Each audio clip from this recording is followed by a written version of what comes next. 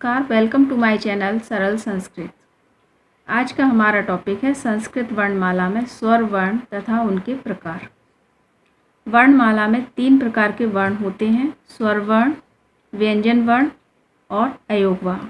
आज हम स्वर वर्ण के बारे में पढ़ेंगे और उनके भेदों के बारे में जानेंगे।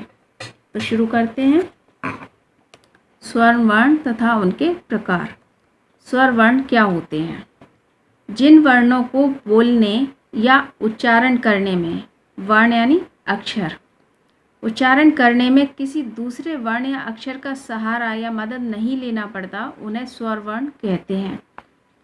मतलब जिन अक्षरों को बोलने में आपको किसी अन्य अक्षर की सहायता नहीं लेनी पड़ती है, वे स्वर वर्ण कहलाते हैं। स्वर वर्ण अपने आप में ही पूरे होते हैं यानी पूर्ण होते हैं, उन्हें किसी भी सहायता की जरूरत नहीं होती है बोलते समय। संस्कृत व्याकरण में स्वर को अच भी कहा जाता है। संस्कृत वर्णमाला में 13 स्वर वर्ण होते हैं। कितने वर्ण होते हैं? 13 वर्ण होते हैं। 13 स्वर वर्ण होते हैं। स्वर वर्ण के प्रकार। अब स्वर वर्ण के भी प्रकार हुए। स्वर वर्ण कितने प्रकार के होते हैं? 3 प्रकार के होते हैं। स्वर वर्ण 3 प्रकार के होते हैं। ह्रस्व यानी लघु छोटा वर्ण, यानी स्वर वर्ण जो होते हैं सबसे पहले ह्रस्व होता है यानी छोटा।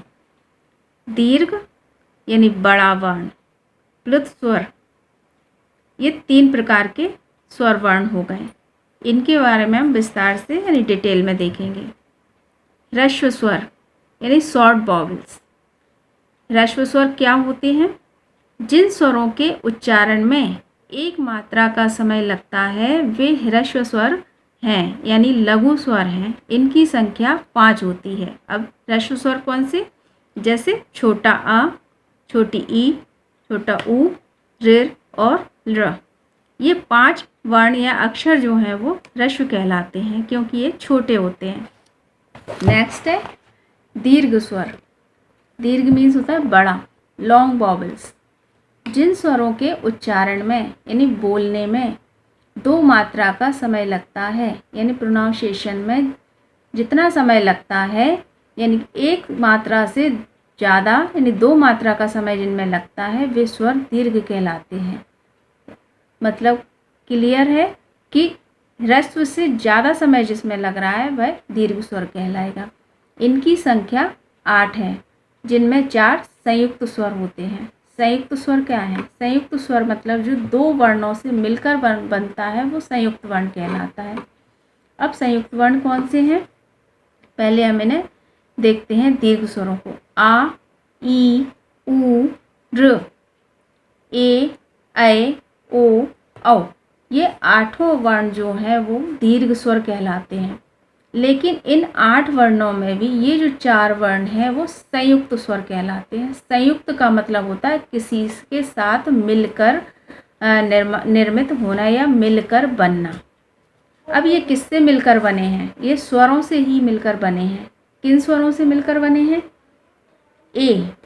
ए बना है अ प्लस ई। ये दोनों ह्रस्व स्वरों से मिलकर बना है। ऐ, बड़ा आ और ई, यानी परिवर्तन कहाँ हो रहा है? यहाँ ई और ई सेम है लेकिन यहाँ पे छोटा और यहाँ पे बड़ा है, यानी ह्रस्व एंड दीर्घ। ओ, अ, उ, ह्रस्व आ, ह्रस्व उ, औ, दीर्घ आ, ह्रस्व उ। इस तरह से इनको संयुक्त करने से जो वर्ण बनते हैं वो संयुक्त स्वर कहलाते हैं। प्लुत स्वर। नेक्स्ट है प्लुत स्वर। ये प्लुत शब्द जो है देखने में, पढ़ने में और सुनने में इतना कठिन लगता है कि बच्चों को लगता है पता नहीं क्या है इसमें, लेकिन बच्चों ये बहुत सरल है। प्लुत स्वर ह्रस्व में 1 मात्रा का समय लग रहा है, दीर्घ में 2 मात्रा का समय लग रहा है, तो प्लुत स्वर में क्या 3 मात्रा का समय लग रहा है, लॉन्गेस्ट वॉवेल। प्लुत स्वरों के उच्चारण में 3 मात्रा का समय लगता है। अब हमें कैसे पता चलेगा कि किसमें 3 मात्रा का समय लग रहा है? इनमें अलग से कोई वर्ण नहीं है, बल्कि जब कोई भी ह्रस्व या दीर्घ स्वर मात्रा का यानी 3 मात्रा का समय लेकर बोला जाता है तो वह प्लुत हो जाता है। ह्रस्व या दीर्घ, यानी जो हम ऊपर पढ़ चुके हैं, जो अक्षर दीर्घ और ह्रस्व हैं उनको ही यदि हम ज़्यादा समय लेकर बोलते हैं तो वही अक्षर जो है वो प्लुत हो जाते हैं। अब वो कैसे हो जाते हैं वो मैं प्लुत स्वर किसी व्यक्ति को बुलाने या पुकारने में प्रयुक्त होते हैं। प्लुत स्वर बताने के लिए उस स्वर के बाद 3 लिख दिया जाता है। 3 मात्रा का समय लगता है ना, इसलिए इसमें 3 लिख दिया जाता है। जैसे ओम, ओम शब्द से आप सब परिचित हैं। ओम, इस तरह से इसका उच्चारण होता है। तो आप देख रहे हो, सुनकर ही आपको लगेगा इसमें ज़्यादा समय लग रहा है बोलने में। एक बार मैं बोल के बताती हूँ, आप भी मेरे साथ उच्चारण करेंगे तो आपको समझ आएगा। ओम, तो देखा इसमें कितना समय लग रहा है। नॉर्मल शब्दों से या नॉर्मल अक्षरों से ज़्यादा समय लग रहा है ना। वो, राम, इनको इस तरीके से बोला जाता है। आप नॉर्मली प्लुत स्वर बोलते रहते हैं, आप अपनी डेली लाइफ में प्लुत स्वर को कई बार बोलते हैं। जैसे आप किसी फ्रेंड को बुला रहे हैं या आप अपने भाई या बहन या किसी को भी आप बुला रहे हो तो आप एक लंबी आवाज़ दे के बुलाते हो कि नहीं, भाई, इस तरीके से बुलाते हो, ये प्लुत स्वर है। जब आप किसी को एक जगह से दूर बैठे व्यक्ति को बुलाते हो तो वो जो स्वर आप बोलते हो वो जो है वो प्लुत स्वर कहलाता है। अब प्लुत स्वरों की भी संख्या होती है। प्लुत स्वरों की संख्या है 9। इनकी संख्या कितनी होती है? 9 होती है। आ के साथ हमें 3 लिखना है, यानी 3, ई, उ, ऋ, ए, ऐ, ओ, औ, ये सारे प्लुत स्वर हैं। जब इनके साथ ये 3 जुड़ जाता है तो ये प्लुत स्वर हो जाते हैं, है ना। तो आशा करती हूँ आपको ये वीडियो समझ आया होगा, टॉपिक समझ आया होगा।